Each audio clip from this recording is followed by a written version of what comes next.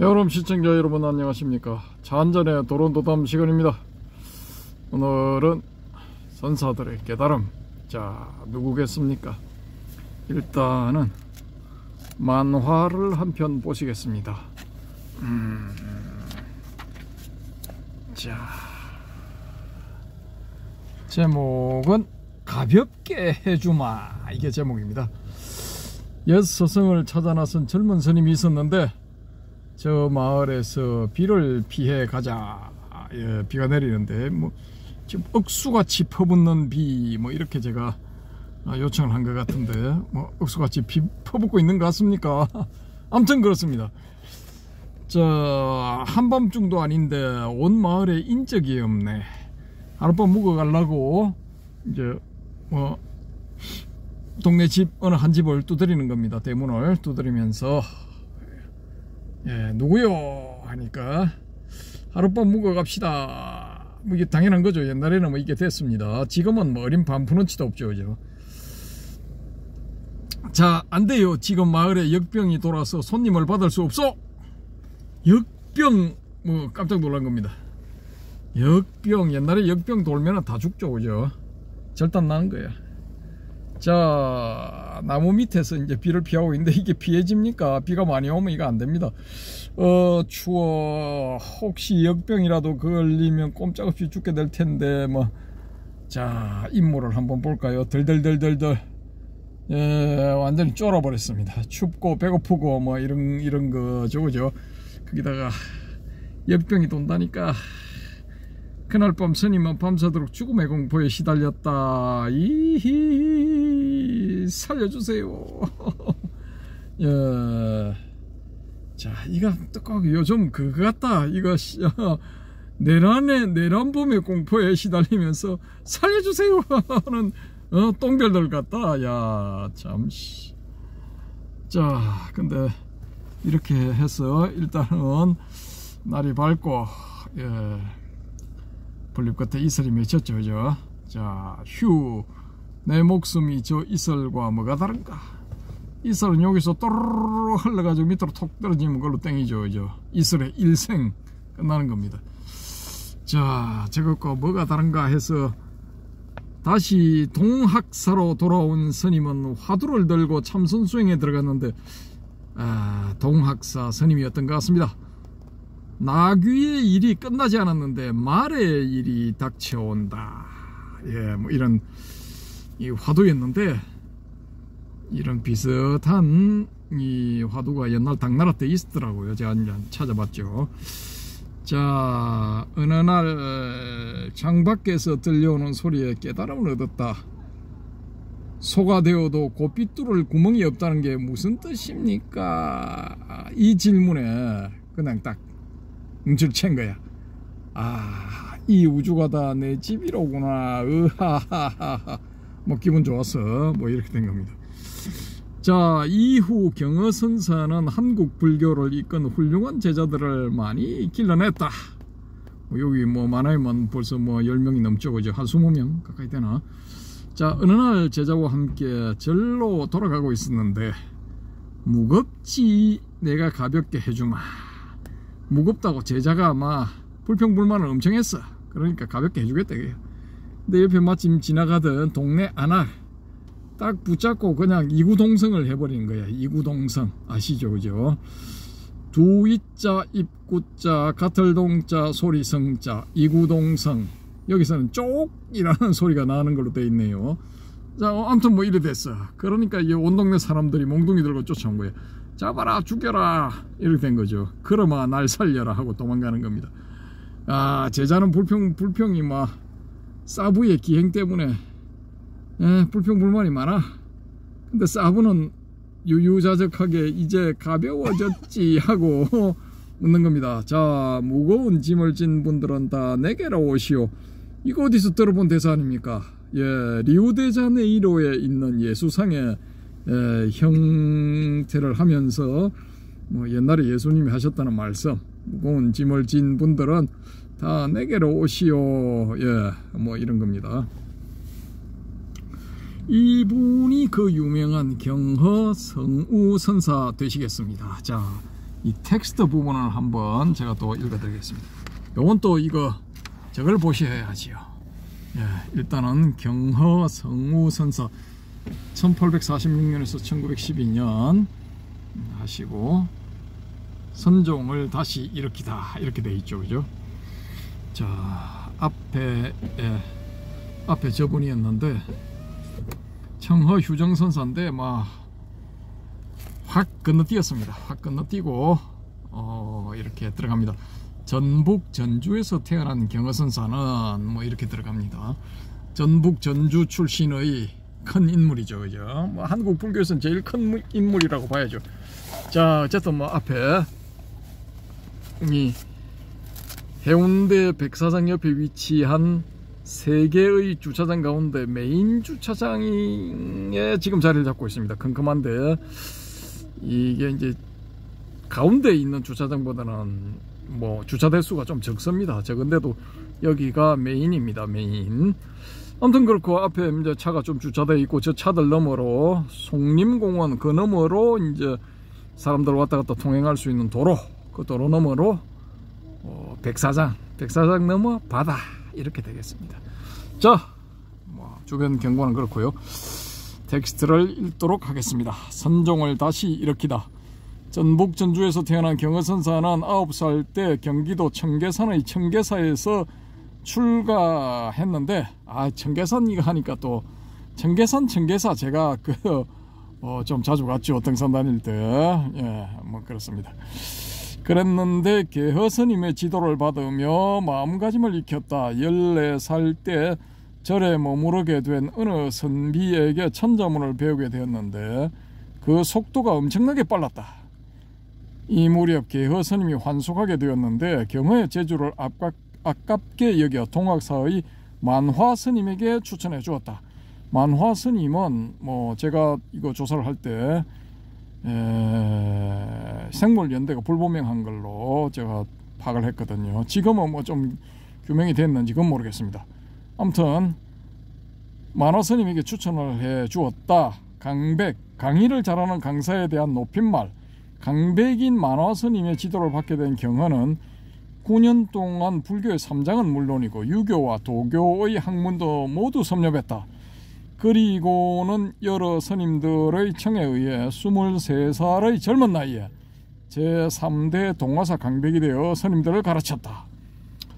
제가 알기로는 이때 동화사 강맥이 뭐 엄청 깃발을 날렸다고 합니다. 근데 그런 데서 이제 23살에 강백을 했다. 그러면은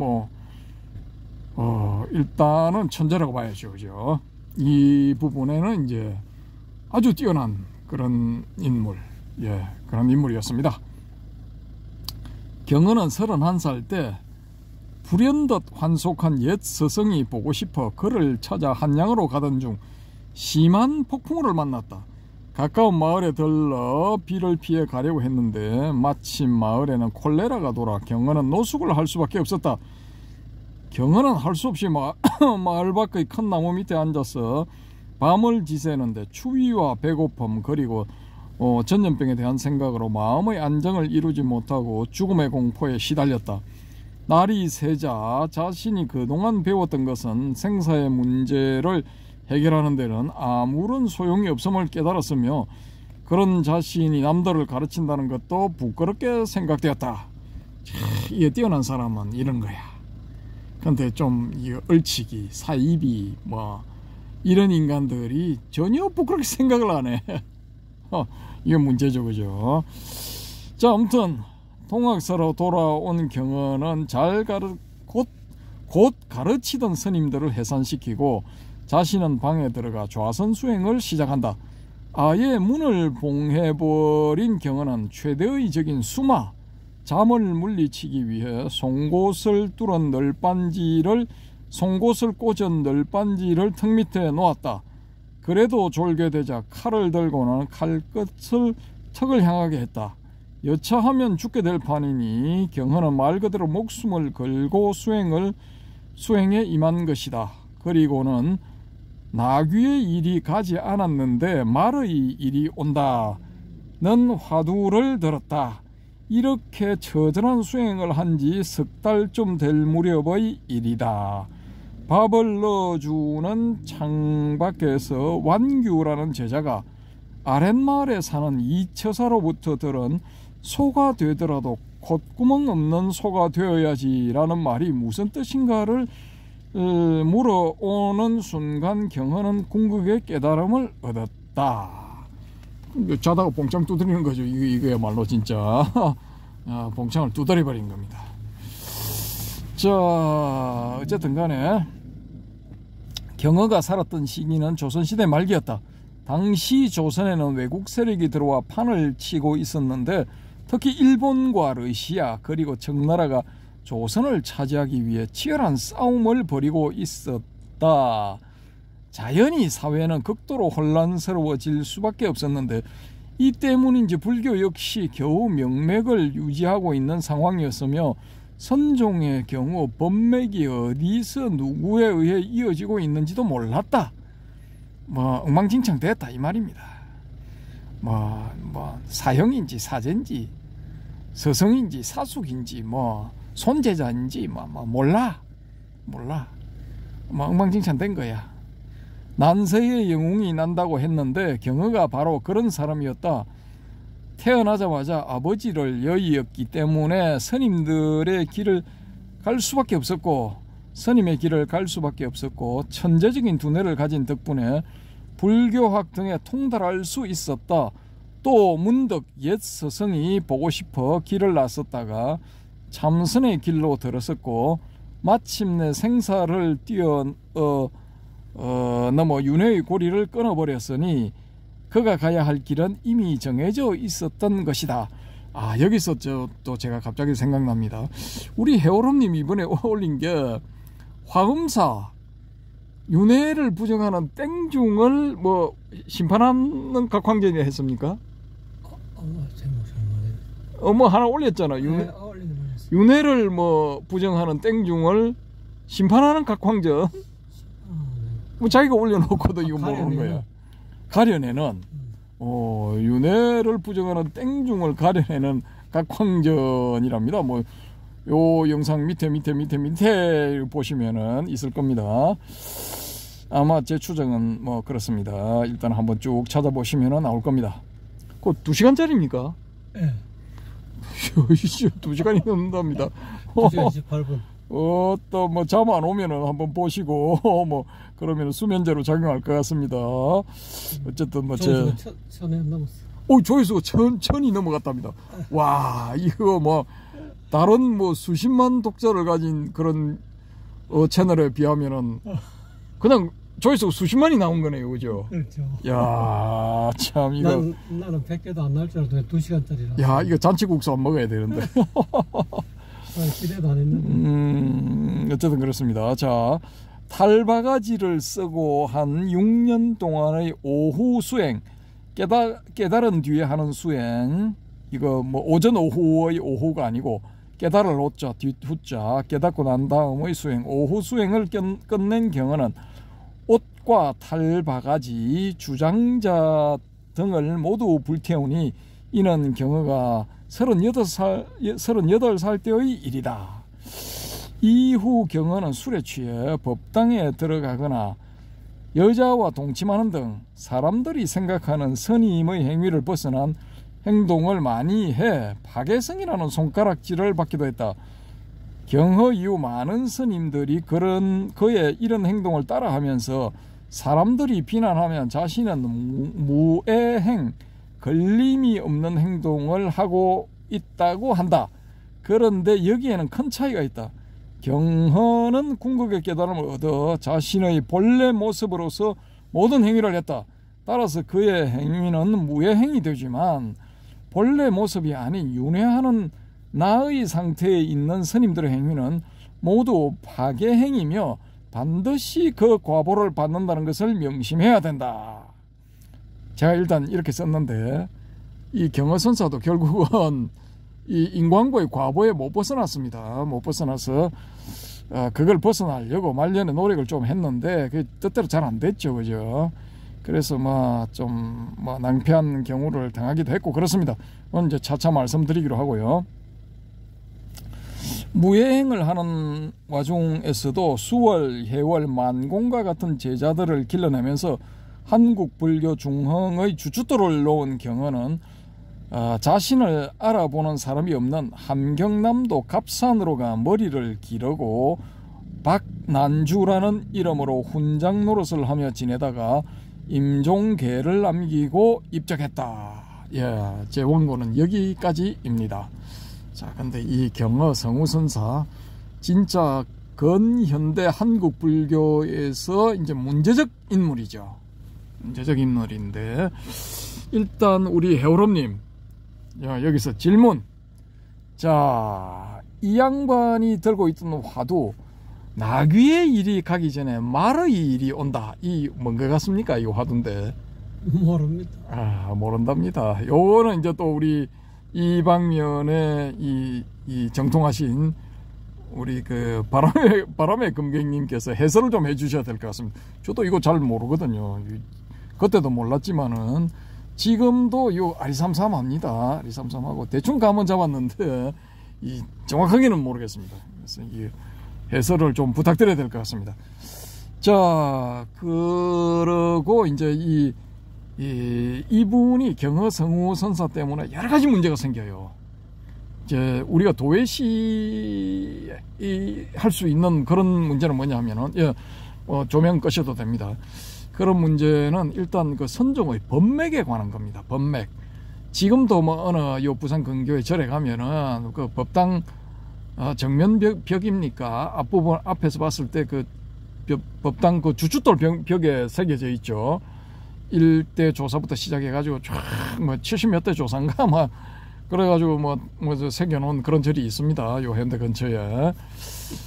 근데 이 경허성우 선사 때는 제가 이제 이거 텍스트에서도 끄셔도 됩니다. 텍스트에서도 말씀드렸다시피 엉망진창이었다고. 엉망진창. 그런데 이게 지금 법맥을 보면 탁탁탁탁탁 이렇게 연결이 되도록 돼 있거든요. 근데 그때 과연 엉망진창이었는데 어떻게 법맥을 이었나?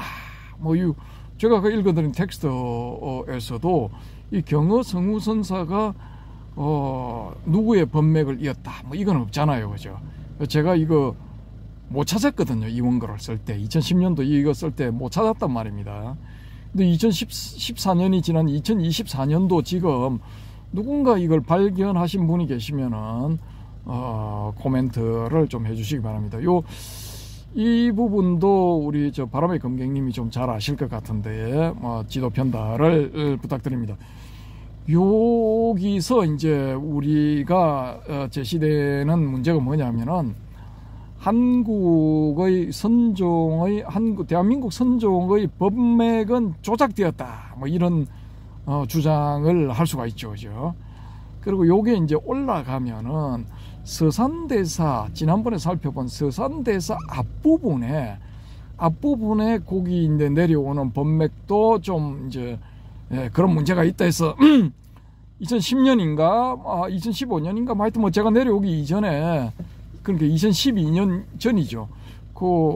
내려왔은가 하여튼 한 10여 년 전에 이 문제가 제기돼서 강력하게 제기되어서 학계에서 학자들 간에 이 엄청난 설전이 벌어진 걸로 제가 알고 있고, 일부 내용은 제가 이제 읽었는데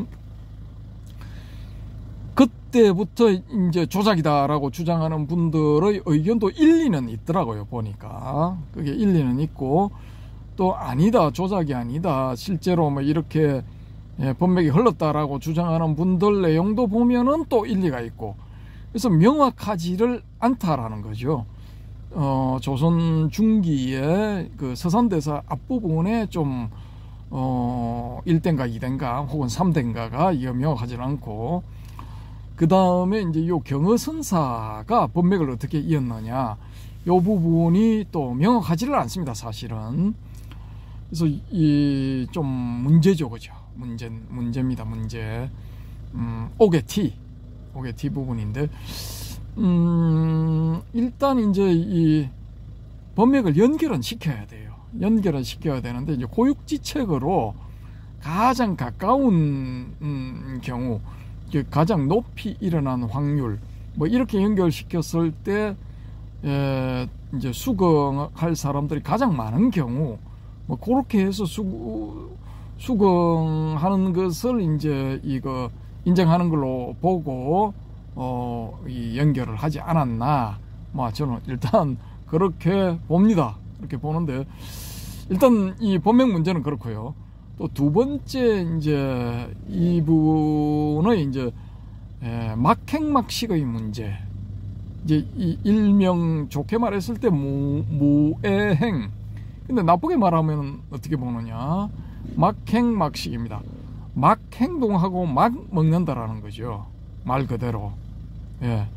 그러니까 아무나 다 먹어. 뭐 육고기든 생선이든 뭐 안 가려 다 먹어. 그 다음에 뭐 행동도 막 해버리는 거야. 막 그냥 술도 막 양껏 마시고 막 여자도 막 자기 마음대로 막 잤다가 막 깼다가 하는 겁니다. 그러니까 이게 자기만 그러면은 아무 문제가 없어. 이분이 또 잘 안 알려져 있고 막 그래 살다가 갔다 뭐 그렇게 되면 또 문제가 없어. 근데 한국 건세의 가장 대표적인 선성이야. 양반 빼놓고는 선언을 논할 수가 없어. 왜? 가장 중요한 그 맥을 이루는 제자들이 양반 밑에서 나와요. 지금도 무시할 수 없는 막강한 파워를 가지고 있죠. 그죠? 그렇기 때문에 파급 효과가 엄청나. 근데 이걸 이제 이 양반을 저걸로 전범으로 삼는 그 닮고 싶은 따르고 싶은 어떤 그 스님으로 삼는 그런 스님들 입장에서는 경허선사의 막행막식을 한번 해보고 싶은 거야. 자기도. 한편으로는 이제 본능적인 측면, 또 한편으로는 이제 아주 그 모범적인 케이스의 사람이 이제 한 행동을 따라한다. 뭐 그런 의미가 있겠죠, 그죠? 그러니까 그게 합쳐져서 유행처럼 번져나갔어. 뭐 이거 막행막식 뭐 이거 안 한 사람이 거의 없어. 지금 대한민국 이거 이 출가자들 중에 막행막식 안 하는 사람이 있으면은 손 들어 보세요, 나와 보세요 하면은 아이고 1%도 안 된다고 저는 확신합니다. 1%도 안 될 겁니다. 야, 그러니까 이게 참 거시기하죠, 그죠? 그래서 그때 당시에 어떤 스님이 지금 요 뒤에 다룰지 안 다룰지 출연하실지 안 하실지 모르겠는데 유명한 선사로 알려진 어떤 분이 그 행리를 따를 생각을 하지 말고 법화를 따라라 뭐 이런 말씀을 하신 것 같아요. 그러니까 행동보다는 이 사람의 이제 이 불법적인 측면, 그러니까 뭐 그걸 따른다면 열심히 참선을 한다든지 열심히 화두를 든다든지 뭐 그런 게 되겠죠. 근데 참선하고 화두 들기는 힘들어. 이게 그냥 앉아 있으면 되는 것 같아도 그냥 앉아 있으면 뭐 잠도 오고 뭐 멍청한 상태, 정 무기 상태에 빠지기도 하고 쉬운 일이 아니죠, 그죠? 그러면은 눈총 받고 뭐 또 쫓겨나야 되고 뭐 그렇습니다. 그러니까 뭐 하는 척이라도 하려면 허리 꼿꼿하게 세우고 졸지도 않고 해야 돼. 근데 이게 쉬운 건 아니죠, 그죠? 무지하게 어떻게 보면 무지하게 힘들어. 본능적인 측면을 이제 극복을 해야 되기 때문에 이 사람은 잠을 자야 되도록 설계가 되어 있는데 이 잠을 안 자려고 하면은 몸에서 뭐 여러 가지 이상 반응이 나타날 수가 있죠. 그러니까 이게 실천하기가 굉장히 어려워. 말이 쉬워서 참선이지 사실은 어렵습니다. 그러니까 어렵다고 보니까 이제 꾀가 나죠. 이런 건 하기 싫은 거야. 근데 대충 하는 흉내만 내고 그냥 뭐 소위 말하는 해제 때 만행을 한다는데 여기저기 돌아다니면서 이제 돌을 이제 닦는다 뭐 그런 의미죠. 만행. 그 만행하면서 이 막행막시 뭐 이런 경우가 많이 일어났다고 저는 알고 있습니다. 그 과정에서 이제 소위 말하는 이제 악습, 폐단 뭐 이런 게 생기게 되죠. 그래서 이게 막행막식을 안 하면은 이거 도 근처에도 못 가본 사람 뭐 이런 분위기가 또 생겨날 수도 있겠죠. 그죠? 근데 실제로 뭐 그런 분위기가 또 있고 했죠. 뭐 스님들 사이에 제가 뭐 언뜻 보니까 서로 그걸 권해, 소위 말하는 파괴, 좋게 말하면 뭐 무예행, 이걸 서로 권하는 그런 케이스도 제가 봤어요. 실질적으로 봤다니까. 그러니까 막 그냥 이혈령 비혈령이 된 거야. 코에 걸면 코걸이, 귀에 걸면 귀걸이 뭐 이런 상태로 그냥 굴러와 버린 거예요. 그 중에서 이제 그런 와중에서 뛰어난 스님들이 배출이 됐죠. 그죠? 그 바람에 이제 명맥을 유지를 한 거지. 만약에 그런 훌륭한 스님들이 배출이 안 됐다면은 그냥 뭐 바람 빠진 풍선처럼 찌그러들었을 수도 있다라고 봅니다. 그러면 지금 뭐 선종은 없고 전부 교종 종단의 그런 그 세상이 되었겠죠. 그죠? 그래서 이분이 끼친 영향이 지대한데 그런 안 좋은 측면도 있다라는 겁니다. 한국의 선불교의 명맥을 이어나갈 수 있는 그런 동양과 같은 그런 그 제목들을 길러냈지만은 한편으로는 악습, 폐단 뭐 그런 쪽으로도 기여 아닌, 본의 아닌 기여를 하게 됐다 뭐 그런 겁니다. 그래서 이런 점들은 또 이제 앞으로 한번 살펴보겠습니다. 왜냐, 이거 그냥 뭐 넘어가려는 그런 문제는 아니거든요. 아닌데 이게 지금 불교가 참 힘들게 됐습니다. 힘들게 됐는데 뭐 진짜 뭐 이건 저래서 공격을 당하고 저건 이래서 공격당하고 이러지도 저러지도 못하는 뭐 그런 상황에 처하지 않았나 저는 이제 뭐 일종의 그렇게 봅니다. 그래서 뭐 이럴 밖에는 그냥 아예 뭐 전부 결혼하자 뭐 그런 주장도 한번 해 봤습니다. 몇 달 전에. 뭐 기왕 이렇게 되었는데 일본식의 불교를 따라가는 것도 한 가지 방법이지 않는가라는 겁니다. 일제 시대 때 소위 말하는 일제 강점기 35년 6개월인가 8개월인가 그 동안에 이제 일본 불교가 많이 들어왔죠. 소위 말하는 이제 원종 혹은 정토 진종 이런 종단의 스님들을 선두로 해서 일본 종교가 일본의 불교가 이제 조선에 스며들었죠. 그죠? 그 과정에서 이제 대처 스님들, 대처 성단이 이 하나의 이제 관행으로서 굳어졌다. 뭐 이렇게 볼 수가 있겠죠. 아무튼 뭐 그런 과정을 거치면서 소위 말하는 비구 스님들, 결혼을 안 하고 독신으로 사는 비구 스님들, 이 스님들이 이러다간 한국 불교 정체성도 사라지고 종국에는 망할 것이다 이렇게 예측을 하고 원래대로 돌아가자, 원래대로 이제 비구 성단으로 돌아가자 뭐 이렇게 해서 일으킨 게 이제 비구 대처 정화 운동 뭐 그런 겁니다. 그렇게 해서 뭐 복잡하게 전개가 되죠. 전개가 되는데 그런 것들도 한번 다뤄보겠습니다. 다뤄보겠는데 참 그때 당시에는 그게 옳았죠. 근데 지금 이렇게 보면은 아무리 그게 옳다고 해도 불교 망하고 나면 그걸로 땡이죠. 뭐 옳고 그러고 따질 그런 것도 없어. 왜냐, 신자가 자꾸 없어져요.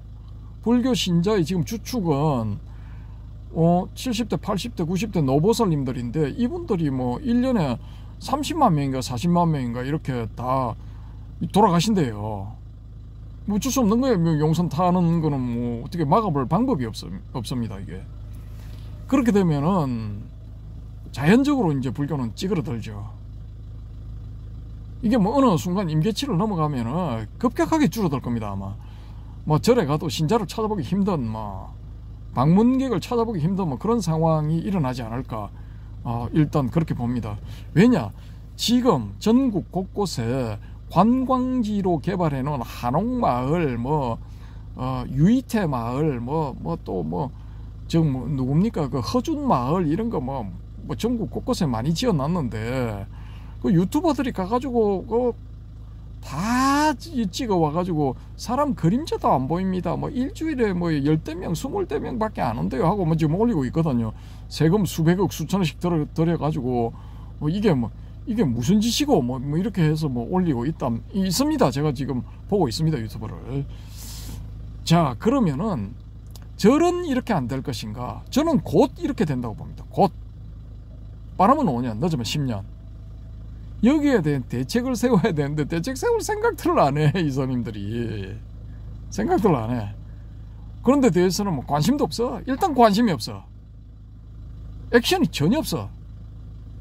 그럼 차라리 이럴 바에는 일본처럼 결혼을 해가지고 자식을 놓고 그 자식한테 이 지위를 물려주자 이겁니다. 그러면 명맥은 이어간다라는 거죠. 지금 명맥이 다 끊기게 생겼어요. 출가의 명맥도 끊겨버리고 제가는 뭐 말할 것도 없고, 이런 상황이 곧 일어난다라는 거죠. 그럼 일본 불교 어떻습니까? 아버지가 아들한테 주고 아들은 또 손자한테 물려주고 뭐 그렇게 해서 일단 명맥은 이어가지 않습니까? 그렇게 가다 보면은 또 나는 그냥 독신으로 살면서 화두를 한번 끝까지 이번 생은 그냥 여기에 바쳐보겠다. 뭐 이런 스님들이 나올 수가 있겠죠. 그렇게 해서 이제 명맥이 이어지지 않나.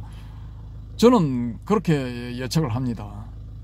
그래서 이제 기본적인 이 출가 스님들의 숫자를 유지하기 위해서라도 결혼을 하자라는 겁니다. 이거 안 하면은 지금 곧 그냥 끝난다니까요. 그리고 지금 스님들이 막 그냥 그래도 나름대로 신자들한테 대우받고 뭐 이런 그게 있어서 괜찮을 것 같죠, 그죠? 신자들 없어지고 하면은 곧 이거 사회 사람들 일반 타종교인들 아니면 무종교인들한테서 압력이 들어온다고요. 당신 뭔데 여기 와서 이거 하고 있나? 이게 될 수가 있다니까요. 사회로 돌아오든지 아니면 우리 안 보이는 데로 가든지 이런 압력이 들어올 수가 있다고요. 그러니까 견뎌내지를 못해. 스님으로서 살아나가지를 못한다고요. 이 생활 유지를 할 수가 없어. 그런 상황이 저는 일어날 가능성이 높다라고 보는 거죠.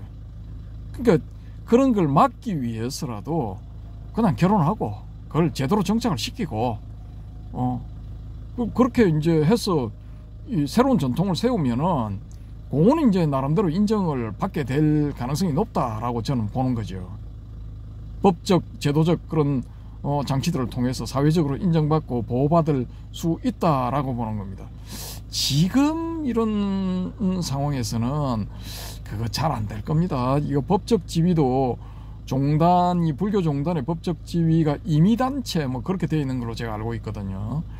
그러니까 완벽하게 법으로부터 보호받는 것도 사실은 아닙니다. 아니기 때문에 참 이 문제야. 진짜 고민을 많이 하면서 답을 찾아내야 되는 그런 그 상황에 처했는데 관심들이 없는 것 같아요. 일단은 연불보다 제밥 이런 것 같아. 전체 분위기가 좀 한심하죠, 그죠? 근데 그런 여기까지 흘러오게 된 일단은 이 경허스님의 막행막식 요게 좀 이제 기여를 하지 않았나. 잘못된 시그널을 준 거죠. 잘못된 시그널. 이분이 그런 내 따라 막행막식 해라 이런 것도 아니야. 이분은 그냥 아무런 그런 그게 없었어요. 지도라든지 지시 이런 게 없었다고. 그냥 자신이 자기를 이제 단련시키는 그런 한 방편으로서 이제 그걸 해봤다라고 저는 일단은 좋게 긍정적으로 평가하고 싶습니다. 근데 퍼져나가는 이제 파문들이 이 좀 나쁜 방향으로 흘러버린 거죠. 안 좋은 방향으로. 예. 뭐 좀 유명한 사람이 있으면 흉내내고 싶고 뭐 따라하고 싶고 그렇잖아요. 그러니까 인간의 기본 속성 뭐 어쩔 수 없는 겁니다. 그러니까 경어 따라 막행막식 하니까 나도 경어만큼 훌륭하다, 나를 숭배해라 뭐 이런 거죠. 경어만큼 나를 숭배해라 뭐 이런 거였는데, 그게 이제 말뚝신심을 가지고 있다는 그런 보살님들이 계실 때는 그게 통했는데 지금은 안 통해.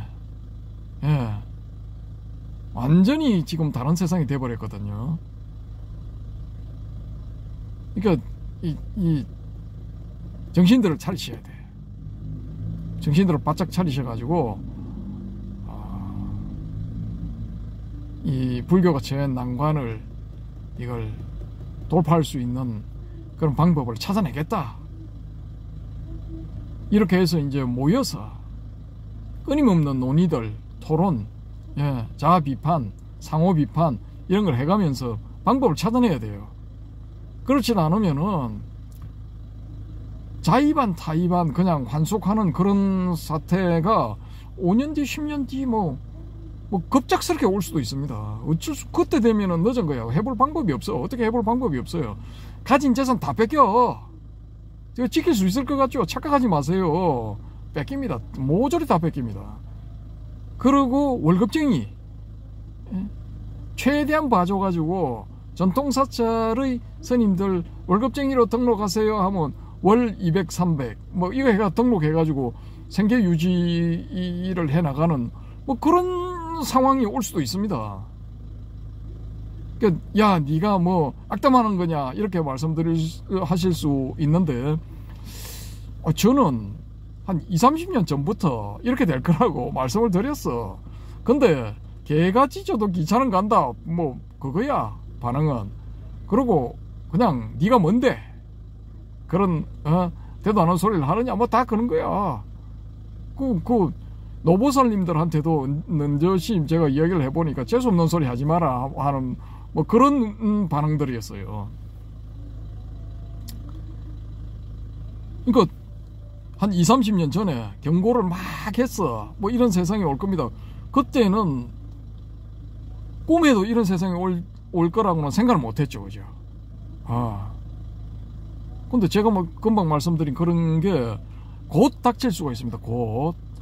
근데 우리의 그 만해 한용운 스님, 이런 상황이 이제 전개될 것을 100여 년 전에 예측을 하시고, 조선불교 유신론, 그게 1909년에 나왔나? 뭐 한 1910년 전후 뭐 이렇게 나온 걸로 알고 있는데, 100여 년 전에 벌써 예측을 하셨어요. 모두 결혼하자. 모두 결혼해서 자식을 두어서 우리 이 불교의 명맥을 이어가자. 뭐 이런 거, 취처론, 성녀 취처론을 조선불교 유신론 안에 이렇게 말씀을 하셨거든요. 그때만에 저놈이 미쳤나, 뭐 기타 등등, 뭐 반응이 엄청 부정적이었죠.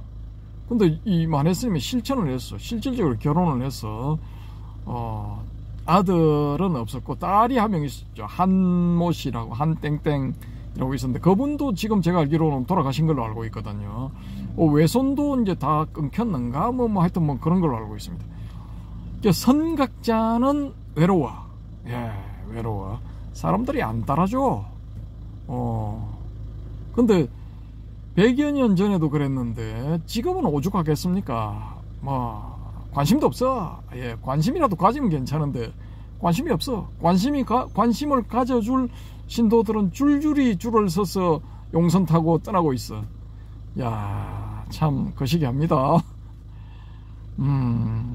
그래서 우리 이 경허 성우 스님, 이분 그 선종사에서 이렇게 많은 일화들을 남겼기 때문에 막 한 10곡지 정도도 뭐 제가 이제 이 말씀을 드릴 수 있을 것 같은데, 일단은 쭉 진행을 한번 해보도록 하겠습니다. 해보고 뭐 좀 재밌는 일화도 많고 또 오늘날 교훈이 될 수 있는 그런 일화들도 제법 있거든요. 그래서 그런 부분들도 이제 소개를 해드리고 또 이 경허성우 스님이 이제 깨달은 그 과정, 이게 과연 진짜 깨달은 것인가? 진짜 깨달았으면은 뭐 막행막식하면서 막 이렇게 살 수가 있나? 이런 문제를 또 제기해 볼 수가 있거든요. 고타마 시타르타, 뭐 스카모니불이 막행막식했다 뭐 이런 건 없잖아요. 물론 음식은 탁발을 하기 때문에 주는 대로 먹는 거죠. 그래서 뭐 고기를 주면은 고기를 먹고 팔을 주면은 팔을 먹고 주는 대로 먹어야 되는 거예요. 버리면 안 돼. 주는 대로 다 먹어야 돼. 7집을 돌아서. 그러니까 음식에서는 이제 막식이 되었다고 볼 수가 있죠. 근데 막행은 안 했잖아요. 이분이 이제 자기 제자들에서 무슨 문제가 생겨서 이 전체적으로 이 공론의 장이 생기면은 거기서 계와 율 이런 걸 하나씩 정해서 지금 우리가 알고 있는 계율이 되었죠, 그죠? 그래서 이제 삼가해야 되는 그런 일들이 많았기 때문에 막행의 상태는 아니었거든요. 특히 이제 이 불음주 같은 경우에 그때 당시에도 이제 소마라는 이 음료에 알코올기가 있어서 요걸 일부 스님들이 아주 이렇게 즐겨 마셨답니다. 그 좀 조사해 보면 나오거든요. 근데 요걸 이제 못 마시게 이제 딱 정해놓으니까 불음주 아닙니까? 소마를 마시지 마라. 그러니까 몰래 마시는 거야. 몰래. 이제 우리 경허 스님은 몰래가 아니라 대놓고 마셔. 그냥 어디 가서는 야 한상 그 상다리가 부러지게 차려와봐 하면은 뭐 그 위에 뭐 이거 닭을 통째로 뭐 이렇게 해서 올린다든지 아니면은 뭐 돼지를 거의 뭐 통째 비슷하게 뭐 왕창 푸짐하게 올린다든지 뭐 이런 거 있어. 근데 거기에다가 이제 뭐 옛날 그 곡주, 막걸리입니까? 막걸리 뭐 기타 등등 뭐 이렇게 해서 뭐 주는 대로 탁 마실 때,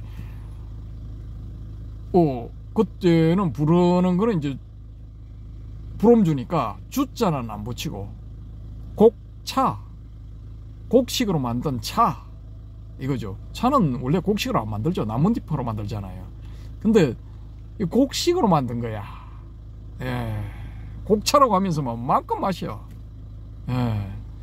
진묵대사 같은 경우도 조선 중기에 그렇게 했죠, 그죠? 근데 이분이 그 진묵대사의 후신이었는지는 모르겠습니다. 근데 이분도 막 술고래, 일명 술고래 그렇게 했는데 그거를 이제 모범적인 사례다라고 이제 나름대로 판단을 하면서 이 본받은 분들이 많아. 그래서 밤에 얼굴에 단풍이 든 채로 울긋불긋한 단풍이 든 채로 비틀비틀 뭐 절름절름 비틀비틀 한 세상 살다 가는 거지 하면서 가는 것까지는 좋았는데 이걸 신도들이 다 봐버린 거야. 그래서 소문이 나고 막 진짜 살리니 죽이니 뭐 하고 뭐 아이고 그런 경우가 뭐 엄청나게 많았죠. 아주 청정하고 뜻 높은 스님인 줄 알았더니 알고 보니 곡차에 맛이 가가지고 비틀비틀하면서 막 연부를 하는 건지 뭐 취중에 뭐 농담을 하는 건지 뭐시라 하면서 자기 방을 찾아가는 뭐 그것도 허우적대면서 가는 그런 장면들이 신도들한테 많이 눈에 띄었어요. 그런 케이스가 많았더라고 보니까. 그래서 이제 요 부산에 있는 어느 신흥사찰, 지금은 좀 유명한 사찰이죠. 거기에 어느 거기 주지스님은 신도들한테 봐도 못 본 척, 들어도 못 들은 척, 그 다음에 말하고 싶은 게 있어도 말하지 말고 뭐 요런 거를 교훈으로 이렇게 이 방침으로 자기네 절의 방침으로 신도들한테 뭐 지시를 하고 그랬답니다. 그거 이제 뭐 대충 위치로 말씀드리면은 다들 아실 것 같아가지고 제가 말씀을 안 드리겠습니다만은 뭐 대충 뭐 그렇게 돼버린 거죠. 예, 이게 딜레마야, 딜레마. 지금 한국 불교 이럴 수도 없고 저럴 수도 없고, 야, 진짜 옛날 소위 말하는 청정성가의 전통을 지켜가자니 이게 불교 자체가 사라질 판이고, 불교 자체의 명맥을 유지하기 위해서 이 결혼을 하자니 이것도 계율을 어길 판이고. 근데 이게 대처종단은 있단 말입니다. 전태종, 뭐 태고종 있잖아요. 여기는 나름대로 원칙을 세워서 잘 이렇게 가고 있거든요. 근데 특히 전태종 같은 경우, 태고종은 뭐 제가 잘 모르겠습니다만은 전태종하고는 뭐 만화라든지 원고라든지 이런 일들을 제법 많이 했죠. 그래 하다 보니까 그쪽에 이제 가풍, 뭐 종풍, 뭐 성풍 이런 걸 좀 제가 알게 됐는데, 처음에 이제 출발할 때 결혼을 자유의사에 맡기는 식으로 이제 출발을 했더라고요. 근데 지금 제가 여기 부산에 내려오기 전에까지 파악한 바에 의할 것 같으면은 젊은 스님들 중에서 이제 젊은 스님들 위주로 해서 독신을 고수를 하면서 이 스님 생활을 하는 그런 분들이 이제 많이 생겨난 걸로 알고 있거든요. 전태종에서. 그래서 좀 참 고무적인 일이다. 그럼 뭐 좀 발전 가능성이 있다고 봐야겠죠.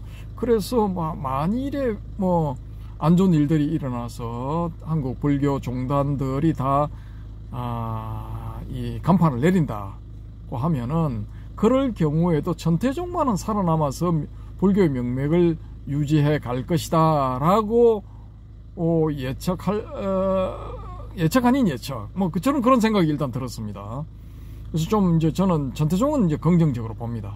긍정적으로 보는데, 불교 전체에서 숫자는 많지를 않죠, 그죠? 또 본사가 지방에 있는 거로 조금 이제 핸디캡을 안고 있죠. 그래서 뭐니 해도 이제 대한민국 불교에서 가장 큰 영향력을 발휘를 할 수가 있고,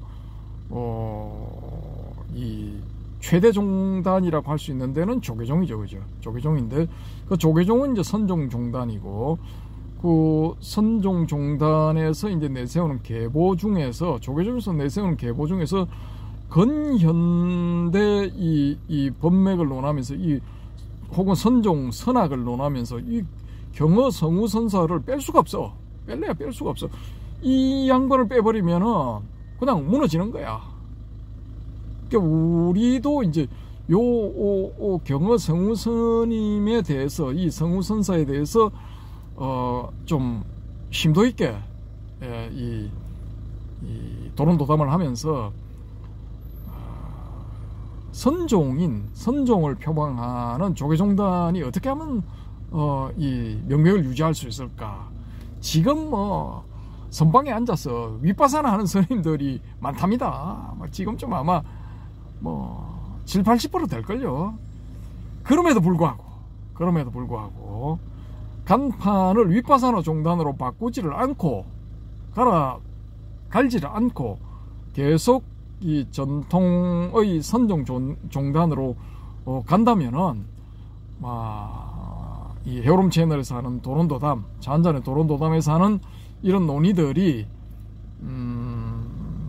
방향을 다시 잡는데 좀 도움이 되지 않을까, 저는 일단 그렇게 생각을 합니다. 우리 헤어롬님은 옆에서 코를 골고 있어. 이분이 무지하게 피곤해요. 요즘 동해 번쩍 서해 번쩍 하면서 오니 저 뭡니까, 화엄사 가서 2시간 20분 찍으려면 그 개고생이거든요. 통도사 1시간 30분입니까? 내가 그거 보고 내가 어이가 없어서 18분인가? 모르겠다. 30분인가 모르겠네. 뭐 이분 이러다가 진짜 이거 교통사고 났는데, 내가 아는 사람이야 보니까. 이게 될 수도 있다니까. 진짜 조심해야 돼. 그러니까 내가 보니까 이 부산 근교에서 저를 만나면은 쉬는 시간은 뭐냐? 제가 요 유튜버 찍을 때 요때가 쉬는 시간이야. 그 외에는 쉬는 시간이 없어. 아이고 참 이게 참 그 시기 합니다. 그 시기에. 그래서 제가 계속 휴식을 해야 된다 해도 본인이 안 해. 저는 이제 경고 수십 차례 했습니다. 수십 차례는 좀 뻥이고 한 10여 차례 한 것 같네요. 조심해야 됩니다. 조심. 자, 어쨌든 간에 뭐 이런 두서없는 말씀을 드렸고, 이번 이제 선사들의 삶과 깨달음은 이 경어 성우 선사 한 분으로 마치겠습니다. 마치고 이제 다음 시간에 또 뵙게 될 것 같은데, 그 사이에 저도 이제 준비를 좀 착실히 하도록 하겠습니다. 하고, 아무튼 이분은 그냥 이렇게 한번 딱 이렇게 하고 건너뛸 분도 아니고, 또 다음 선임으로 넘어갈 그런 분도 아니에요. 이분에 대해서 좀 집중적으로 탐구를 해볼 필요성이 있습니다. 저는 일단 그렇게 생각합니다. 그래서 이제 이번 꼭지는 이분만 하는 걸로 하고, 그 다음에 이어질 이야기들을 제가 좀 더 충실하게 준비를 해와서 말씀을 드리도록 하겠습니다. 예, 그 사이에 뭐 주차장에서 나가는 차는 나가고 들어오는 차 또 들어오고, 지금 이 시간에도 지금 들어옵니다. 7시 좀 넘었습니까? 7시 45분이네요. 그러니까 또 뭐 해운대 겨울 밤바다를 즐기겠다 뭐 이런 분들인 것 같습니다. 지금 저 백사장에 가면은 루미나리를 해놓은 게 제법 됩니다. 재밌습니다. 그거 보시면은 볼만합니다. 그래서 사람들이 지금 이 해변에 오른쪽에는 지금 웨스틴 조선호텔 쪽에는 버스킹 하는 가수들 뭐 여가수 남가수 나와서 목청껏 목이 터져라고 지금 노래를 부르고 있는데 사람이 없어. 전부 저 왼쪽에 LCT 쪽에 있는 루미나리 거기 보글보글합니다. 거기 다 몰려 있어. 진짜 볼만해서 한 시간 좀 넘게 구경 잘하고 왔습니다. 근데 역시 겨울 밤바다라서 싸늘합니다. 싸늘 공기가. 아무튼 그렇습니다. 자, 다음 시간에 뵐 때까지 건강하십시오. 감사합니다.